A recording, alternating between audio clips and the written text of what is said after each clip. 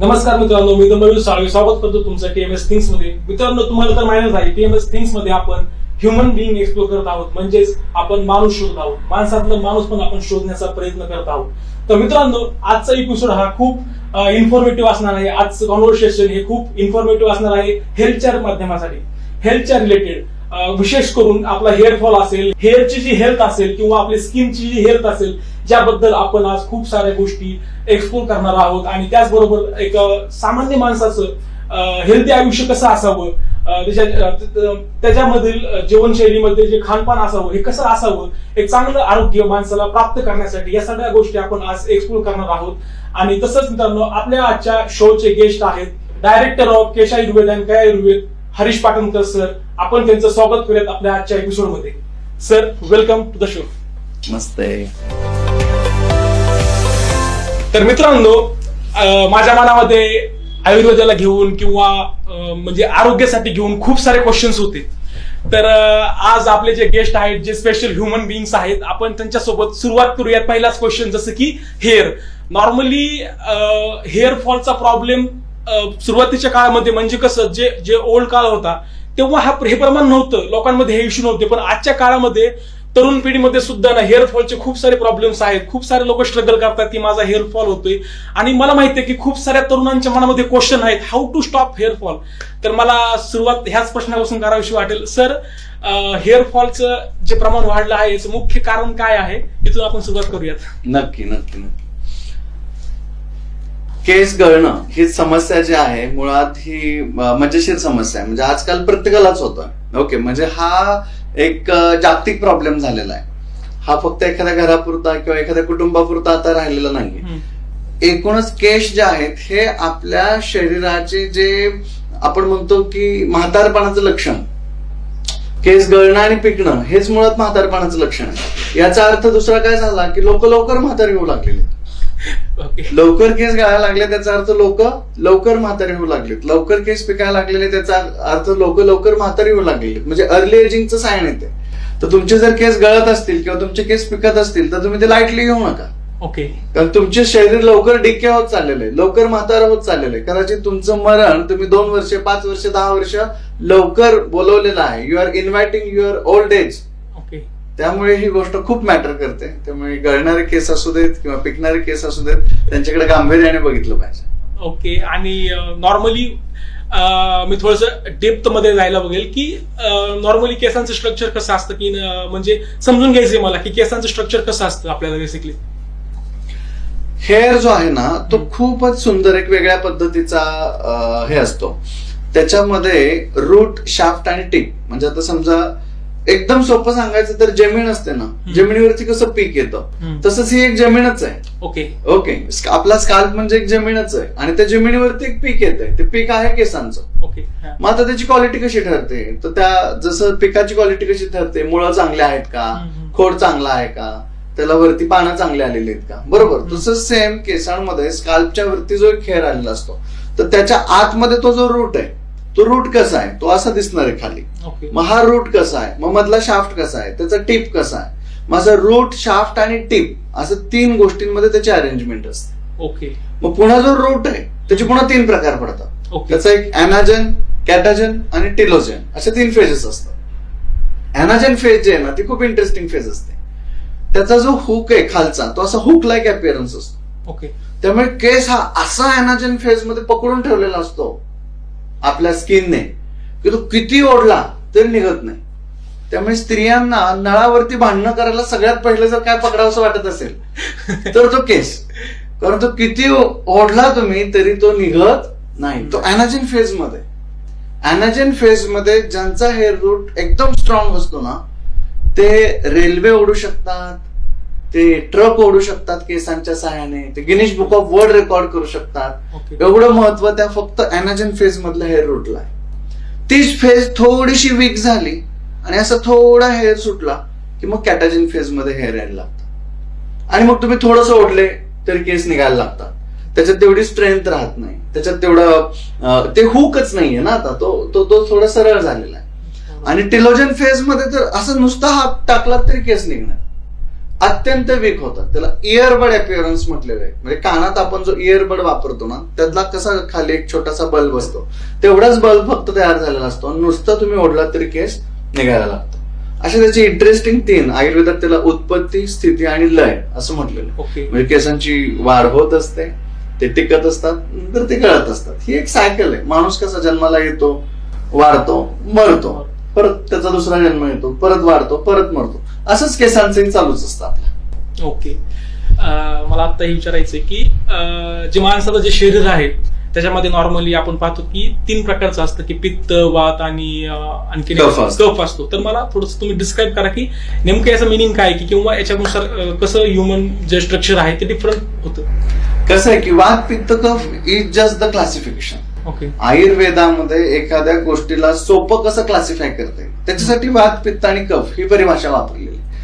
याचा फायदा काय होतो तर त्याच्यामुळे तुम्हाला लोकांच्या प्रकृती कळायला लागतात, तुम्हाला केसांच्या प्रकृती कळायला लागतील, तुम्हाला आहारातले पदार्थ, आहारातले बदल कळायला लागतील.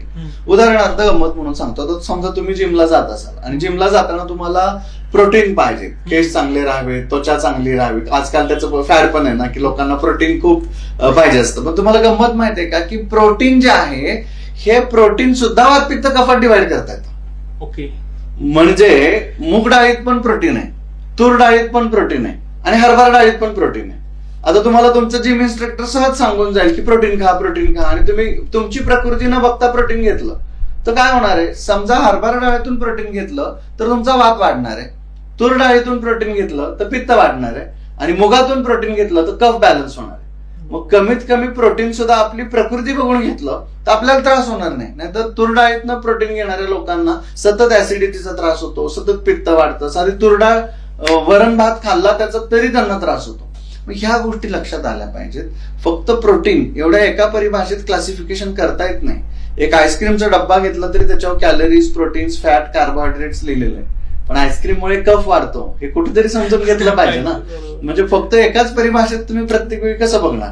नाही, केस गळतायत, व्हिटॅमिन सी खा, व्हिटॅमिन सी खा, व्हिटॅमिन सी खा. आपल्याला मध्ये सुद्धा किती कोरोनामध्ये सुद्धा व्हिटॅमिन सी सगळे रोज सकाळी लिंबू पाणी घेत होते. 6 महिन्यानंतर केश आयुर्वेदचा पत्ता शोधत यायला लागले. 6 महिने रोज सकाळी लिंबू पाणी तुम्ही घेतलं की केस गळायला लागतात. मग आयुर्वेद काय म्हणतो, व्हिटॅमिन सी पाहिजे ना, व्हिटॅमिन सी आवळ्यातून घ्या, केस वाढतील. व्हिटॅमिन सी लिंबातून घेतले, केस गळायला लागतील. सोर्स काय व्हिटॅमिन सीचा तो मॅटर करतो. जसं प्रोटीनचा सोर्स काय, तूर डाळ आहे, हरभरा डाळ आहे का मूग डाळ आहे, तसं व्हिटॅमिनचा पण सोर्स काय. सी व्हिटॅमिन घ्यायचे तर आवळ्यातून घेताय का लिंबातून घेताय. आवळ्यातून घेतले केस वाढणार आहेत, लिंबातून घेतले केस गळणार आहेत. का, लिंबू धुण्यासाठी वापरतात. आई कुकर मध्ये पण टाकते, व्हील साबणामध्ये पण लिंबू आहे, बरोबर. कुकर स्वच्छ करण्यासाठी पण लिंबूच आहे आणि कपडे स्वच्छ करण्यासाठी पण लिंबूच आहे. एवढंच काय, आंघोळ करताना सिंथॉल मध्ये पण लिंबू आहे. सो नॉर्मली सोशली आपण पाहतोच नाही का, खूप साऱ्या ब्रँडिंग असतील, कंपन्या असतील की हेअरफॉल वरती सोल्युशन घेऊन येतात, XYZ समथिंग टॅबलेट काही प्रोडक्ट्स असतील. मग याचा अफेक्ट आपल्यावरती खरंच होतो की आपण आयुर्वेदिक पद्धतीच आपण चूज करायला पाहिजे, काय तुम्ही सांगाल नेमकं. प्रत्येक गोष्टीचा काहीतरी फायदा असतो, काहीतरी तोटा असतो. ओके. आता समजा साधी गोष्ट आहे की केस धुवायचे आणि त्याच्यासाठी तुम्ही एखादा शॅम्पू वापरताय. शॅम्पूचं काम काय, फेस भरपूर आणणं आणि स्वच्छता करणं. तो एक क्लिन्झिंग एजंट आहे. त्याच्यात सोडियम लॉरेल सल्फेट नावाचं केमिकल टाकलं जातं ज्याच्यामध्ये भरभरून फेस होतो. आता साधारण आपल्या डोक्यात काय आहे, जेवढा जास्त फेस तेवढे स्वच्छ केस. ओके. आपल्याला असं वाटत राहतं की जेवढा छान फेस येणार तेवढे माझे केस काय होणार आहेत, स्वच्छ होणार. पण आयुर्वेद काय सांगतो हे पण बघायला पाहिजे ना. आयुर्वेद सांगतो की फेस आणायचा असेल तर तुम्हाला वात भरपूर तिथं तयार केला पाहिजे. वाताशिवाय फेस येऊ शकत नाही. Vata is directly proportional to foam. Okay. मग आता वात जास्त आणायचा असेल तर काय होणार आहे, अस्थिचा क्षय होणार आहे, कारण अस्थि इज इनव्हर्सली प्रोपोर्शनल टू वात. म्हणजे आता हे टर्म जरा तुम्हाला आयुर्वेदिक वाटतील, अवघड वाटतील, पण मी सोपे करून सांगतो की वात वाढायला लागला की हाड ठिसूळ व्हायला लागतं. ओके. वाताची दुखणी कोणाला असतात, गुडघा दुखतोय, सांधा दुखतोय, हे होतं ते होतं. म्हणजे वात वाढायला लागला की हाडांची दुखणी सुरू होतात. हाडांपासून कॅल्शियम पासूनच आपले दात तयार होत असतात. कॅल्शियम पासूनच आपले केस तयार होत आहेत. आलं लक्षामध्ये. कॅल्शियम कमी पडलं की गळायला लागतात. मग ज्या गोष्टीने वात वाढतोय त्या गोष्टीने कॅल्शियम किंवा अस्थि कमी होतोय ना शरीरातला. मग जास्त फेस आणून केस आपण धुतले तर जास्त अस्थिक्षय होतो आणि जास्त केस गळायला लागतात. ओके. त्यामुळे जेवढा जास्त फॉर्म असणार डोक्यावरती केस धुवायला तेवढे जास्त केस गळणार. ओके. आणि म्हणून ही लोक मॅक्झिमम भारतीय महिला आयुर्वेद सांगतो की रोज तेल लावा, शिरः श्रवण पादेशी उत्तम विशेषण शिलेत, ते लक्षात ठेवत नाही. आता यांना सुट्टी मिळाली, सॅटरडे नाईट आहे किंवा संडे मॉर्निंग आहे म्हणून भरभरून तेल लावायचं असतं. आता त्यांना केस धुवायचे नसतात, आता त्यांना तेल धुवायचं असतं. केस धुवायचे असते तर एका शॅम्पूत आणि 10 लिटर पाण्यात केस धुता आले असते, पण तेल एवढं लावलेलं आहे की ते केस धुतले तरी निघत नाहीये. म्हणून आता त्यांना केस धुवायचे नाहीत. काय धुवायचंय? लावलेलं तेल धुवायचं. मग ते डबल शॅम्पू वापरतात, डबल पाणी वापरतात, त्याच्यात जास्त झीज होते, जास्त केस गळतात. ते गळालेले केस बाथरूम मधले बघून परत 15 दिवस केस धुवायची इच्छा होत नाही. आणि हे विशियस सायकल मध्ये अडकलेलं आहे. त्यामुळे जर केस टिकवायचे असतील तर रोज तेल लावलं गेलं पाहिजे. रोज 4-4 थेंब तेल हे केसांच्या मुळांना लागलंच गेलं पाहिजे. मला असं विचारायचंय, समजा ज्या लोकांना माहित नाही की मला हेअरफॉल आहे की नाही, तर त्यांच्यासाठी अशी कुठली काइंड ऑफ टेस्ट आहे का की ते टेस्ट करू शकतात आणि ते सांगू शकतील की नाही हा की मी हेअरफॉल स्टेज मध्ये नाहीये किंवा मी स्टेज 1 मध्ये आहे किंवा स्टेज 2 मध्ये आहे. तर याच्यासाठी कुठली अशी टेस्ट आहे का जी नॉर्मली लोक ते स्वतः टेस्ट करतील आणि ते समजेल की बाबा हा मला हेअरफॉल नाहीये किंवा आहे किंवा इन द स्टेज, असं काय आहे का सध्या? फुकट आहे, फुकट. सगळ्यात सोपं आहे ते. ऍप वरती जायचंय, गुगल वरती, प्ले स्टोअरला जायचंय, www.keshiayurved.com वरती तुम्हाला केश आयुर्वेदची ऍप मिळेल. ओके. ते ऍप डाउनलोड करायची. ऍप डाउनलोड केले की त्याच्यात 12 स्टेजेस आहेत आपल्या हेअरफॉलच्या. ओके. की तुम्ही कोणत्या स्टेजमध्ये, 1 पासून 12 नंबर पैकी कोणत्या स्टेजमध्ये आहात तुम्ही, तर तुम्हाला फ्री ऑफ कॉस्ट तपासून मिळत आहे. ओके. जसं आपण मोबाईल घेतो, मोबाईल घ्यायचा आहे, सेल्फी सारखे आपले 3-4 फोटो काढायचे. तिथे तुम्हाला 4 फोटोची प्रोव्हिजन दिलेली आहे की एक फ्रंटने घ्या, एक टॉपने घ्या, एक बॅक व्ह्यूने घ्या, एक लेफ्ट व्ह्यूने घ्या, एक राईट व्ह्यूने घ्या. आणि असे फोटो अपलोड करायचे. अपलोड करून एक 10 प्रश्नांची छोटीशी क्वेश्चन आन्सर आहे, ती पण फ्रीच टेस्ट आहे आणि ती सबमिट करायची. ती सबमिट केली की तुम्हाला एक तुमचं ओन अनालिसिस येतं की 1 ते 12 पैकी तुम्ही कोणत्या आता स्टेजमध्ये आहात आणि तुम्ही पुढे काय काळजी घेण्याची गरज आहे. ओके. एवढं सोपं आहे. ते होतंय काय की आपण माहिती घेत नाही हे जगात कुठे कुठे आहे, काय काय आहे, कशा पद्धतीने केलं पाहिजे. हेअरफॉलच्या साधारण 12 स्टेजेस असतात. त्याच्यातल्या पहिल्या 4 अत्यंत 100% रिव्हर्सिबल आहे. दुसऱ्या ज्या मिडल 4 आहेत त्या आपण रिव्हर्स आणू शकतो किंवा मेंटेन करू शकतो. आणि शेवटच्या ज्या 4 आहेत त्या आपल्याला आयदर हेअर ट्रान्सप्लांटला आपल्याला सजेस्ट करतात किंवा त्याच्यामध्ये केस आणायचे असतील तर आपल्याला जास्त दिवस कष्ट घ्यावे लागतात. ओके. आता नेक्स्ट क्वेश्चन तूच होता ऍक्च्युअली, हेअर ट्रान्सप्लांटेशन नाही का, त्याच्यामध्ये पण आता खूप म्हणजे मला समजून घ्यायचं की कोणी करायला पाहिजे किंवा त्याचे मेरिट्स डिमेरिट्स काय असतील किंवा ते केल्यानंतर is the only solution hair fall stop करण्यासाठी. कसं आहे, जे हेअर ट्रान्सप्लांट आपण करतोय ते आपलेच केस आहेत ना, दुसऱ्याचे नाही आहेत. बरोबर. तर पूर्वी आपले शेतकरी काय करायचे की शेतीमध्ये ऊस लावायचे आणि ज्या भागात कमी ऊस यायचा तिथं ते काय करायचे, दुसरीकडचं बेन आणायचे आणि तिथं लावायचे. बरोबर. म्हणजे तो सगळा जो एकर आहे ऊसाचा तो सगळीकडे एकसारखा दिसेल. तशीच गोष्ट आहे इथे. फ्रंट साईडला केस नाहीयेत म्हणून बॅक साईडच्या डोनर एरियामधून आपलेच केस घेतले जातात आणि ते फ्रंट साईडला आणून लावले जातात. मूळ प्रश्न हा राहतोय की पहिले जे तिथे केस होते त्यांना न्यूट्रिशन कोण देत होतं? आपलंच शरीर देत होतं. तेच न्यूट्रिशन या नवीन केसांना मिळालं तर ते केस टिकणार आहेत. पुन्हा न्यूट्रिशन नाही मिळालं तर तेही गळणार. हेअर ट्रान्सप्लांट हा सुंदर पर्याय आहे, चांगला पर्याय आहे. जिथे केस नाहीयेत तिथे तो आणला पाहिजे, लावला पाहिजे. त्याला आयुर्वेदाचं काही आक्षेप नाहीये. उलट तुम्हाला ऐकून आश्चर्य वाटेल की सुश्रुत संहितेमध्ये हेअर ट्रान्सप्लांट पण सांगितलेलं आहे. ओके. 5000 वर्षापूर्वी आयुर्वेदामध्ये सुश्रुत संहितेमध्ये रोमसंजनन सांगितलेलं आहे, रोम शातन सांगितलेलं आहे. सगळ्या म्हणजे केसांच्या ज्या ट्रीटमेंट्स आहेत, अनावश्यक केस काढण्याच्या पण ट्रीटमेंट सांगितलेल्या आहेत आणि जिथे केस नाहीयेत तिथे आणून रोपण करण्याच्या पण ट्रीटमेंट सांगितलेल्या आहेत. कन्सेप्च्युअली बघितलं तर ते लागणारं आहे, ते गरजेचं आहे. ते दोन्ही याच्यात आपल्याकडे सांगून ठेवलेलं आहे. गरज ही काय, नवीन लावलेल्या केसांना सुद्धा न्यूट्रिशन लागणार आहे ना. आणि तुमचे केस तर ऑलरेडी न्यूट्रिशनल लॅकमुळेच गेलेले आहेत. म्हणजे तुम्ही हेअर ट्रान्सप्लांट जरी केलं ते न्यूट्रिशनकडे दुर्लक्ष करू नका, नाहीतर हे ट्रान्सप्लांट केलेले हेअर सुद्धा काही वर्षाने गळून जाणार. तसं मला मेडिकल फील्ड बद्दल जास्त काही माहिती नाही, पण नॉर्मली लोकांचा जो संभ्रम आहे की माझे केस गळतायत तर मी कुठलं तरी ऑइल लावतो किंवा कुठलं तरी क्रीम लावतो आणि त्याचा रिझल्ट काय होईल की केस माझे ग्रो करतील, हे मला सोशल मीडिया दाखवतं, हे मला टेलिव्हिजन दाखवतं, एक ऍडव्हर्टाईज पाहतो मी आणि ते रिप्रेझेंट करतं आणि माझ्या सबकॉन्शियस माइंड मध्ये हीच गोष्ट जाते की बाबा ठीक आहे एक ऑइल वापरेल मी XYZ कंपनीचा आणि ते फॉलो करेल for particular specific time off period 2 महिने 6 महिने आणि रिझल्ट येईल की माझे हेअर ग्रो होतील. पण मला समजून घ्यायचंय how it affect from our inner body, आपल्या आतल्या बॉडीवरून ती केसावरती कसं अफेक्ट होतं मला हे समजून घ्यायचंय. मयूर सर भारी प्रश्न विचारला तुम्ही, म्हणून मीच तुम्हाला एक रिव्हर्स प्रश्न विचारतो. तुम्हाला काय वाटतं आपल्या डोक्यावरचे केस आपल्याला असेच सोडून जात असतील का? नाही नाही ना. तुमची मैत्रीण तरी तुम्हाला असेच सोडून जाते का? बरोबर आहे की आपला एक मित्र आपली मैत्रीण आपला जवळचा व्यक्ती सुद्धा आपल्याला असाच सोडून जात नाही. काहीतरी प्रेम कमी पडतंय, काहीतरी देणं घेणं आहे ते कमी पडतंय, इंटरॅक्शन कमी पडतंय, त्यालाच न्यूट्रिशन असं सायंटिफिक लँग्वेज मध्ये म्हणतात. ओके, काय कमी पडतंय तर न्यूट्रिशन कमी पडतंय ना.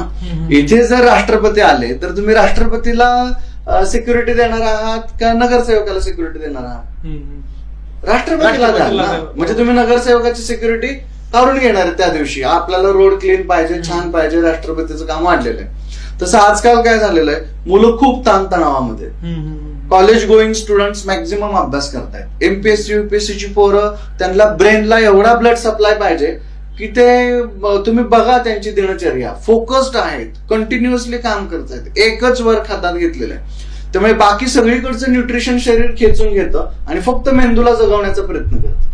शरीराच्या दृष्टीने मेंदू जगला पाहिजे, लिव्हर जगलं पाहिजे, किडनी जगली पाहिजे, हार्ट जगलं पाहिजे. केस जगले काय नाही जगले काय शरीराला फरक पडत नाहीये ना. शरीर म्हणतंय मला तुम्ही जेवढा कोठा दिलेला आहे न्यूट्रिशनचा तेवढ्या कोठ्यात मला महत्वाचे जे ऑर्गन जगवायचे ते मी आधी जगवणार. मग आता तुम्हाला काम पण बौद्धिक जास्त करायचंय आणि केस पण पाहिजेत, असं कसं शक्य आहे? मग तुम्ही न्यूट्रिशन वाढवलं पाहिजे ना.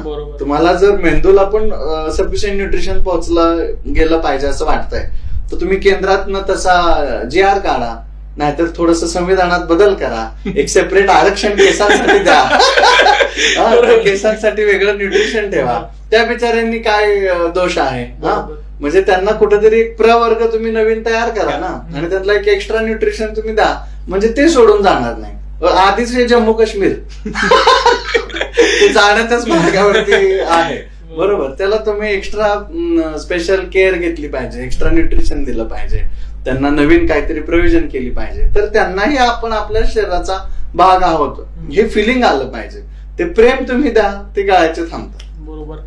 न्यूट्रिशनला थोडंसं मला सिम्प्लिफाय करून सांगा की म्हणजे आपण घरगुती उपायामध्ये न्यूट्रिशन आपण कशा प्रकारे आपली बॉडी किंवा आपले हेअर हेल्दी ठेवू शकतो हे थोडं सिम्प्लिफाय करा. सिम्पलच आहे ते, लोकांनी अवघड केलेलं आहे. सगळ्यात जास्त केस कोणाचे गळतात? स्त्रियांचे, बरोबर. म्हणजे सगळ्यात जास्त न्यूट्रिशनचा विचार कोणामध्ये आपल्या आचार्यांनी आधी केला असेल? स्त्रियांमध्ये. त्यामुळे त्यांची ओटी कशाने भरली जाते? पूर्वी ओटी कशाने भरायचे? खारीक, खोबरं, गुळ, खजूर, बरोबर. अगदीच काय झालं तर खडी साखर आणि शेंगदाणे तिच्या ओटीत टाकले जायचे. हेच न्यूट्रिशन आहे केसांचं. स्त्रियांची ओटी ज्या औषधांनी भरली जाते किंवा ज्या खाद्यपदार्थांनी भरली जाते.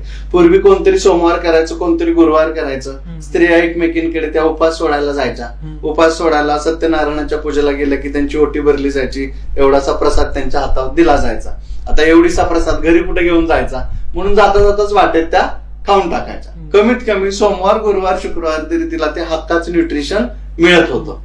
त्यामुळे तिला कंबरदुखी, पाठदुखी, केस गळणं, केस पिकणं या गोष्टींसाठी जे न्यूट्रिशन महत्वाचं लागत होतं ते तिला मिळत होतं. आता त्या ओटी भरण्याच्या सामानाची पण जागा ते रिटर्न गिफ्ट प्लास्टिकच्या डब्याने घेतली. आता काय तो खायचा डब्बा? न्यूट्रिशनच मिळत नाही. आणि स्त्रियांनी तर आता बंद केलेले तूप खाणं, खोबरं खाणं, खारीक खाणं, खजूर खाणं. त्यामुळे त्यांना कंबरदुखी मागे लागली, पाठदुखी मागे लागलेली, पाळीच्या तक्रारी त्यांना सुरू झालेल्या आहेत. त्यामुळे केस गळणं, केस पिकणं वाढलेलं आहे. न्यूट्रिशन हे आपल्या घरातच असतं, त्याला वेगळं बाहेर जाऊन विकत घ्यायची गरज नाही. आपण काय खातोय त्याच्यापेक्षा आपलं शरीर काय पचवतंय त्याला जास्त महत्व जातं. आणि म्हणून हे घरातलं न्यूट्रिशन घेतलं पाहिजे. पुरुषांनी पण तेच, काहीच नाही जमलं तर कमीत कमी एवढा खोबऱ्याचा तुकडा रोज खा. कुठेच मिळत नसेल तर रोज हनुमानाच्या पाया पडा. जाता जाता तिथे कोणीतरी एक खोबऱ्याचा तुकडा ठेवलेलाच असेल, तो घ्या आणि खा. म्हणून तर त्याची पूजा केली, त्याची साधना केली तरी तुमचं आरोग्य वाढणार आहे. म्हणजे तो तर आरोग्याची देवता म्हणून त्याच्याकडे बघितलं जातं ना. सगळ्या देवदेवतांमध्ये सुद्धा न्यूट्रिशन पेरून ठेवलेलं आहे आपल्या परंपरेमध्ये. आपण ते घेतलं तर पाहिजे, खाल्लं तर पाहिजे. खूप सोपं न्यूट्रिशन आहे. सोप्या न्यूट्रिशनकडे पहिल्यांदा गेलं पाहिजे. आज कया आयुर्वेदच्या जवळपास ग्लोबली 108 ब्रांचेस आहेत. जेव्हा म्हणजे माझ्यासाठी हा एखाद्या वटवृक्षाप्रमाणेच आहे की तुम्ही कार्य करत आहात या फील्डमध्ये. जेव्हा आपण 108 ब्रांच खोलतो, जेव्हा खूप सारे क्लायंट्स आपल्याला मिळतात, जेव्हा तो एक डेटा भेटतो आपल्याला खूप साऱ्या लोकांचा वेगवेगळ्या स्टेजमध्ये, मुलं असतील, मुले असतील, महिला असतील, पुरुष असतील, वेगवेगळ्या स्टेजेसमध्ये तुम्ही ऑब्झर्व केलं असेल की हेअर फॉलचे खूप सारे कस्टमर आहेत, क्लायंट आहेत. तर जेव्हा हा सगळा डेटा भेटतो तर याच्यावरून तुम्हाला कॉमन गोष्ट कुठली वाटते की नाही this is the only reason, normally मी ऑब्झर्व करतोय लोकांमध्ये हेच कॉज आहे, असं कुठलं असं वाटतं? कॉमन रिझन काय वाटतं? खूप छान. कॉमन रिझन मध्ये महत्वाच्या 3 गोष्टी तर खूपच प्रकर्षाने जाणवल्या. ते म्हणजे हार्ड वॉटर. ज्यांच्या ठिकाणी हार्ड वॉटर आहे त्यांच्या ठिकाणी त्या रिजन मध्ये, त्या एरियामध्ये हेअर फॉलचं प्रमाण हे जरा जास्तच आहे. ओके, हे खूप मॅटर करते. म्हणजे जेव्हा आपण एखाद्या जिओग्राफिकल एरियानुसार बघायला लागतो. ओके, कारण आज आमच्याकडे केश आयुर्वेदमध्ये किंवा काय आयुर्वेदमध्ये आमच्याकडे पिनकोड वाईज डेटा आहे, स्टेट वाईज डेटा आहे, कंट्री वाईज डेटा आहे, कंटिनेंट वाईज डेटा आहे. ओके, म्हणजे एवढ्या पद्धतीचा डेटा आहे की मी तुम्हाला इथे बसून भारतात कुठल्या रिजन मध्ये ओवालिका जास्त आहे ते सांगू शकतो. म्हणजे कुठल्या रिजन मध्ये डॅन्ड्रफ जास्त आहे, कुठल्या रिजन मध्ये केस गळणं, केस पिकण्याचं प्रमाण जास्त आहे, ते आपल्याला इथे 1 क्लिक वरती नुसत्या वेबसाईट वरती आपण बघितलं तरी आपल्याला ते समजू शकतं किंवा मिळू शकतं. तर याच्यासाठी मी म्हटलं तशी 2-3 खूप महत्वाची कारण आहेत की ज्याच्यामध्ये सगळ्यात पहिला रोल प्ले करते ते वॉटर. त्यामुळे हार्ड वॉटर ज्या ठिकाणी आहे त्या ठिकाणचे केस खूप लवकर तिथल्या रिजन मधले त्या लोकांचे गळायला लागतात. दुसरा महत्वाचा एक याच्यामध्ये सिग्निफिकंट फॅक्टर जाणवतो ते म्हणजे ऑइल ऍप्लिकेशन. ज्या ठिकाणी रोज ऑइल लावलं जात नाही किंवा केसांची तेवढी काळजी घेतली जात नाही त्या ठिकाणी सुद्धा आपल्याला हेअर लॉस खूप प्रमाणात, मोठ्या प्रमाणात बघायला मिळतो. हे 2 एक्सटर्नल कॉजेस आहेत. आणि इंटरनल कॉजेस मध्ये म्हणजे जे आतून महत्वाचं आहे त्याच्यामध्ये पण पुन्हा स्निग्धता म्हणजे ऑइल. नुसतं बाहेरून तेल लावून जमत नाहीये, आतून पण तुम्ही किती न्यूट्रिशियस ऑइल घेताय ते पण खूप मॅटर करतं. उदाहरणार्थ केरळची लोक बघा, खाण्यात पण खोबरं, लावण्यात पण खोबरं, सगळ्या चटण्यांमध्ये पण खोबरं, इडलीत पण खोबरं, प्रत्येक गोष्ट खोबऱ्याशिवाय त्यांची होत नाही. आज त्यांचे केस किती सुंदर आहेत, सुंदर केस आहेत, घनदाट आहेत. म्हणजे ते सौंदर्याचं प्रतीक म्हणून आपण त्या केसांकडे बघतो. त्यामुळे हे जे न्यूट्रिशन आहे ते इंटरनली पण मॅटर करत आहे आणि एक्सटर्नल जिओग्राफिकल एरियानुसार पण मॅटर करते. दोन्ही बघितलं पाहिजे. ओके, मला जाणून घ्यायला आवडेल सर, आज केश आयुर्वेद असेल, काय आयुर्वेद असेल, याचा वटवृक्ष एवढा मोठा झालाय सर, याची सुरुवात कशी झाली सर, नाही का? मला हे समजून घ्यायला आवडेल. सेकंड इयरला माझे केस गळायला लागले होते तेव्हापासून सुरुवात झाली. ओके, पहिल्यांदा आपल्याला आपल्याच डोक्यावरचे केस टिकतील की नाही हा एक हे असतो ना, आपल्याला असं पण चॅलेंज कोणतरी देतो. तसं मला सेकंड इयर मध्ये मी माझ्या म्हणजे आत्ताच्या बायकोला म्हणजे त्यावेळेच्या प्रेयसीला प्रपोज केला आणि त्या प्रपोजला उत्तर असं मिळालं की डोक्यावरचे केस तरी टिकतील का. मग म्हटलं चला आता हा एक टास्कच मिळाला आहे आपल्याला, स्वतःही डोक्यावरचे केस आपण टिकवले पाहिजेत. आणि आपल्यासारखेच अजून जे इतर तरुण आहेत त्यांच्या सुद्धा आयुष्यामध्ये जर हिरवळ आणायची असेल डोक्यावरची पण हिरवळ टिकली पाहिजे. मग त्याच्यासाठी काहीतरी प्रयत्न सुरू केला पाहिजे. मग सुरुवात स्वतःपासून केली बरेच. मग त्यावेळी आम्हाला आदरणीय जमदग्नी सरांकडे मी शिकायला जात होतो. मग त्यांनी एक नखशिकांत विचार म्हणून आम्हाला एक लेक्चर सिरीज सुरू केली होती आणि मग मला ती जाम आवडली. मग सरांना मी म्हटलं की मला याच्यावर काम करायचं. सर म्हटलं कर, छान होईल, चांगलं होईल, म्हणजे केश आयुर्वेद एक वेगळं काहीतरी तयार होईल. मग हळूहळू त्याच्यात काम करत गेलो. मग 1 जानेवारी 2008ला मी पहिलं क्लिनिक सुरू केलं. स्वतःचे तर केस टिकलेच, ते चांगल्या पद्धतीने छान मेंटेन केले. एक जानेवारी मध्येच मग काही महिने गेले पुढे की 2008 मध्ये आमचं लग्नही झालं. बाकी गोष्टीही छान सुंदर झाल्या. पण मग हे काम मात्र चालूच होतं. मग पेशंट येत गेले, काम करत गेलो, पेशंट येत गेले, काम करत गेलो. केश आयुर्वेद या ब्रँडची स्थापना 2016 झाली. ओके. लोकांना असं नेहमी असं फास्ट सक्सेस आहे असं वाटत असतं, ते तसं नसतं. म्हणजे त्याची सुरुवात जी आहे ती 2004 मध्ये खऱ्या अर्थाने झाली. मग 2008 मध्ये क्लिनिकच्या रूपाने सुरू झाली आणि 2016 मध्ये ब्रँडच्या रूपाने ती सुरू झाली. मग 16 नंतर 17, 18 आणि 19 3 वर्षातच आम्ही 108 सेंटर्सचा आकडा कम्प्लीट केला. म्हणजे ते एक विजन होतं, ड्रीम होतं, आधीच ठरवलं होतं की याचे किती सेंटर्स करायचे. मग Australia, Netherland, Germany, Dubai, Russia. Okay, आता मागच्याच महिन्यामध्ये आम्ही लंडनलाही क्लिनिक सुरू केलं. तशा सगळ्या ठिकाणी त्याचे सेंटर्स सुरू झाले आणि सांगायला अभिमान वाटतोय की 2022 मध्ये आयुर्वेदातला बेस्ट आयुष स्टार्टअप अवॉर्ड आदरणीय नरेंद्र मोदीजी यांच्या हस्ते आम्हाला मिळाला. So this is the graph.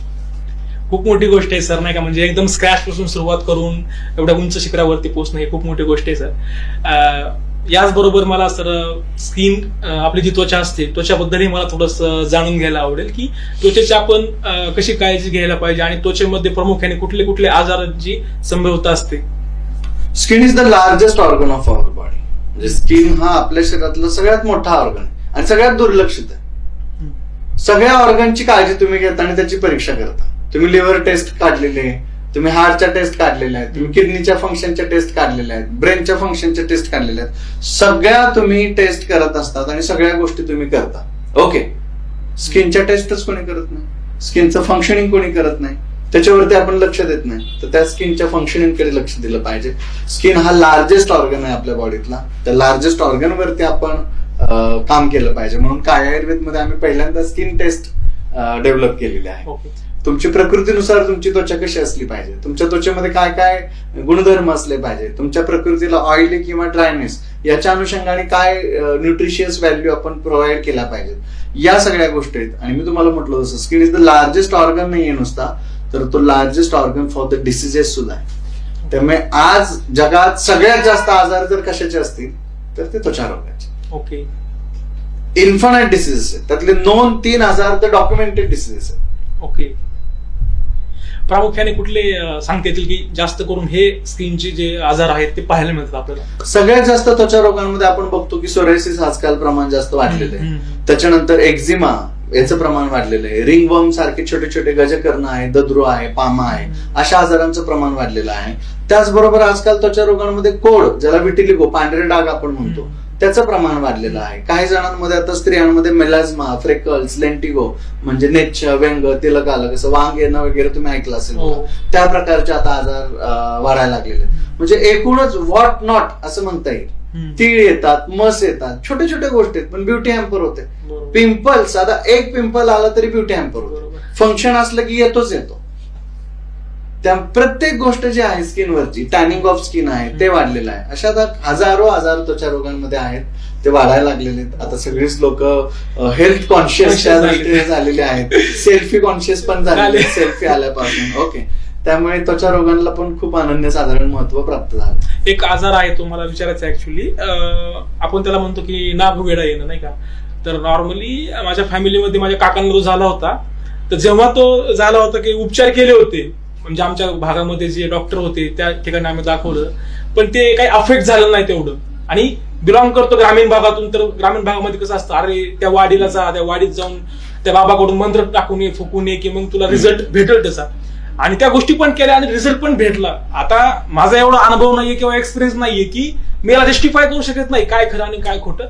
तर मला स्पेसिफिकली या सिच्युएशन मध्ये ना तुमचा काय पॉइंट ऑफ व्ह्यू आहे, मला हे समजून घ्यायला आवडेल. कसं आहे की या गोष्टींकडे सायंटिफिक वेने बघितलं पाहिजे. त्याच्यात जर आपण बघितलं तर एक लक्षात येईल तुम्हाला की मंत्रचिकित्सा हा एक वेगळा अँगल आहे. त्याच्यात तज्ञ व्यक्ती असेल, तो त्याच्यातलं काम करत असेल तर त्याला यश नक्कीच आहे. पण जनरली कसं असतं, ज्या ज्या गोष्टी अशा पर्सन स्पेसिफिक असतात ना, त्या गोष्टींचं ड्युप्लिकेशन आणि मल्टिप्लिकेशन आणि फ्रॉड हे जास्त होत असतं. ओके, कारण ह्या वैयक्तिक साधनं असतात ना, ह्या सिद्धीतून प्राप्त होतात. पण सिद्धी कुठलीही म्हटली की त्या गोष्टीला लगेच पाठीमागे एक फ्रॉड सिद्धी असणारी लोक जे आहेत ना, ती तयार होतात. लोकांच्या भावनांचा किंवा लोकांच्या त्या विश्वासाचा फायदा घेणारे पण तयार होतात. सायन्स म्हणून तुम्ही बघाल, ट्रीटमेंट्सला महत्व आहे की जे पूर्वी गावाकडे जाऊन त्याच्यावरती दुर्वासोरस किंवा आपण तांदळाच्या पिठाचा लेप केला जायचा किंवा अंडे आणि गेरूचा लेप केला जायचा. नागिन वेगवेगळ्या पद्धतीने वेगवेगळ्या औषध आणि लेप देऊन उतरवली जायची. किंवा ॲलोपॅथीमध्ये असायक्लोव्हिर सारखे ड्रग आहेत की जे परफेक्ट त्याच्यावरती काम करतातच. तर या प्रत्येक गोष्टीच्या पाठीमागे एक सायंटिफिकनेस आहे. तसं त्या मंत्रचिकित्सेच्या मागे पण एक सायंटिफिक वे आहे. तो मंत्रच आहे. ज्याला कळला त्याच्यासाठी त्याच्यात काहीतरी अर्थ दडलेला आहे. ज्याला नाही कळला त्याच्यासाठी तो फक्त आवाज आहे. मेगा हर्ट्झ मध्ये तो फक्त त्याला बघणार आहे किंवा काउंट करणार आहे. जसं बाळा आणि बाळासाहेब शब्द एकच आहे. ज्याला उच्चारले त्याला ते कळणार आहे. पण त्या तिघांच्याही शब्दाच्या उच्चारणाच्या पद्धतीमध्ये त्याचा एक वेगवेगळा मेसेज जो आहे तो पुढे जाणार आहे. आणि तो मेसेज खूप मॅटर करतो. तो खूप काम करतो. एक चांगला आयुर्वेदिक डॉक्टर होण्यासाठी स्पिरिच्युअल असणं गरजेचं आहे, आध्यात्मिक असणं गरजेचं आहे. आध्यात्मिक म्हणजे काय मला विचाराल तुम्ही तर आध्यात्मिक म्हणजे एक स्पिरिच्युअलिटी आहे. आपल्याला एक विश्वास ठेवायला पाहिजे पॉझिटिव्ह वरती. तुम्ही तुमच्या माध्यमातून तो गॉड असेल किंवा नेचर असेल किंवा काही असेल, एक पॉझिटिव्ह सपोर्ट जो तुम्हाला तुमच्या प्रत्येक स्टेपमध्ये मुवमेंटला तुम्हाला सपोर्ट करेल, तुमच्या माइंडसेट पॉझिटिव्ह होण्यासाठी तुम्हाला मदत करेल. हे मी माझ्या पर्स्पेक्टिव्हने सांगितलं तुम्हाला. Better you can explain. म्हणूनच मी प्रतिप्रश्न केला की अध्यात्म म्हणजे काय. लोकांना असं वाटतं की ते काहीतरी वेगळं आहे, भन्नाट आहे किंवा असं काहीतरी तुम्हाला सगळं सोडून जोळी घेऊनच बसायचं वगैरे. तर असं काही नाहीये. आयुर्वेदाने अत्यंत सुंदर पद्धतीने अध्यात्म वर्णन केलेलं आहे. त्यामुळे मला असं वाटतं की आयुर्वेद आणि अध्यात्म या एकाच नाण्याच्या दोन बाजू आहेत. त्या तुम्हाला फक्त आयुर्वेदासाठीच नाही, आयुर्वेदच मुळात जीवन जगण्याची कला आहे. त्यामुळे तुम्ही ज्या कुठल्या फील्डमध्ये असाल त्या फील्डमध्ये तुम्हाला अध्यात्म पाहिजे, त्या फील्डमध्ये तुम्हाला आयुर्वेद पाहिजे. तुमचं आरोग्य चांगलं ठेवण्याची जबाबदारी आयुर्वेदाची. आणि तुमचं आरोग्य चांगलं असेल तर तुम्ही कोणत्याही फील्डमध्ये असला तरी तुम्ही 30% मिनिमम एक्सलन्स मध्ये काम करू शकता. बूट पॉलिश करणार असाल तरी 30% चांगले चमकणार आहेत. आणि तुम्ही हिमालय चढायला जाणार असाल तर तुम्ही 30% लवकर तिथे पोहोचणार आहे. म्हणजे 30% इफिशियन्सी वर्किंगची तुमची वाढू शकते फक्त तुमची हेल्थ चांगली असेल तर. आणि ती हेल्थ फक्त शरीराची नसते, ती शरीराची आणि मनाची पण असते. आणि म्हणून शरीराची हेल्थ चांगली ठेवायची असेल तर आयुर्वेद पाहिजे, आणि मनाची हेल्थ चांगली ठेवायची असेल तर सोबत अध्यात्म पाहिजे. एवढं सोपं आहे. असंच नॉर्मली इंस्टाग्रामवरती थोडा टाइम स्पेंड करत असताना, स्क्रोल करत असताना अचानक तुमची प्रोफाईल माझ्या ह्याच्यावरती आली, ग्रीडवरती आली होती. आणि मी पाहिलं की सर तुम्ही म्हणजे सिद्धांत वगैरे देत असतात नाही का स्टुडंटला वगैरे. तर हे काय भानगड नाही का, सिद्धांत काय आणि तुम्ही ही संकल्पना सुचली आणि तुम्ही कसं करता हे सगळ्या गोष्टी. मी काहीच करत नाहीये. जे काय आहे ते सद्गुरू करून घेत आहेत. आयुर्वेदातलेच सिद्धांत आहेत, माझं त्याच्यातलं काहीच नाहीये. काही वाक्य ग्रंथातले आहेत, काही वाक्य आमच्या गुरुवर्य जमदग्नी सर आम्ही ज्यांच्याकडे शिकलो त्यांचे आहेत, काही वाक्य तुमच्यासारखे जे मित्र वगैरे भेटत गेले त्यांच्याबरोबर गप्पा मारताना जे त्यातनं काहीतरी एखादी प्रत्येक व्यक्तीकडे काहीतरी कसं सुंदर वाक्य असतं, त्याचा एक स्वतःचा जीवन जगण्याचा एक आयडियालिस्टिक थॉट असतो. तो थॉट प्रत्येक ठिकाणातून कलेक्ट करून घेतलो. प्रत्येक व्यक्तीतलं फक्त चांगलं घेत राहायचं, तेवढंच करत गेलो. आणि मग त्या positive, creative, constructive and positive म्हणजे आमचा पहिलाच सिद्धांत आहे. आमची डायरी ओपन केली तर तुम्हाला पहिला सिद्धांत काय मिळेल की always think only creative, constructive and positive. मग आयुष्यामध्ये कुठलीही गोष्ट करताना, कुठल्याही व्यक्तीशी भेटताना, कुठेही जाताना फक्त 3 लॉ लावायचे. मी जे काम करतोय ते क्रिएटिव्ह आहे का, मी जे काम करतोय ते कन्स्ट्रक्टिव्ह आहे का, आणि मी जे करतोय ते पॉझिटिव्ह आहे का. या 3 फ्रेम मध्ये बसलं की झालं, करायचं, मजा येते, आनंद येतो. असे छोटे छोटे सिद्धांत तयार होतात. सिद्धांत म्हणजे काय वेगळं नसतं. जीवन जगण्याची जी इझिएस्ट वे, तो इझिएस्ट वे म्हणजे सिद्धांत. ओके. या माध्यमातून सर आज स्पेशली मला आणि आपल्या रसिक प्रेक्षकांना खूप छान सिद्धांत भेटला. याचबरोबर मला वाटतं सर आपण कन्व्हर्सेशन थांबूया त्या ठिकाणी. खरं तर माझ्या मनामध्ये खूप क्वेश्चन आहेत हेल्थच्या रिलेटेड वगैरे, आणि मी असं म्हणजे बिलीव्ह करतो की आपण कमिंग डेज मध्ये सुद्धा आणखी खूप सारे एपिसोड शूट करूयात. खूप साऱ्या गोष्टी मला एक्सप्लोर करायच्या. थँक्यू सर, तुम्ही वेळ दिल्याबद्दल. धन्यवाद. Thank you very much.